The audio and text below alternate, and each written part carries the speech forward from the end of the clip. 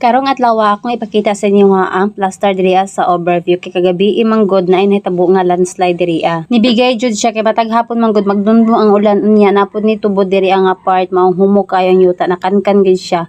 Laliman ka 6 lanes siya ang nabilin 2 lanes na lang jud. Unya kanang 2 lanes ang katunga ana bangag na pod siya mong kuyaw kaayo. Gi-close na gid siya para sa safety sa tanan maski motor dili na gid siya kaagi pero pwede kayo mo shortcut diri ang dapita. Pwede kayo mo agi diri pero mga motor lang dayon diri pod gaagi ang mga pasahero nga gasakay og bus kay gatagbo-tagbo naman ang gud ni sila kay para makaabot sila hang destination. Kay dili man makalahos ang bus maong nagtagbo-tagbo na lang jud ni sila. Lisod gid kaayo siya kay gamay ra man kaayo nga dalan gud igora makaagi ang tao pero makaagi jud ang motor didto pero lisod lang jud kaayo pero at least makatabok jud ta unya makaadto ta sa tuang adtuanan. Ingon ana kahabog ug ingon ana kadako ang nalandslide diri sa overview Palakapaw, Quezon, Bukidnon mga jay. Unya naapad joy bao-bao diri nga nahagbong kagabi nga until now wala pa jud makita ang driver.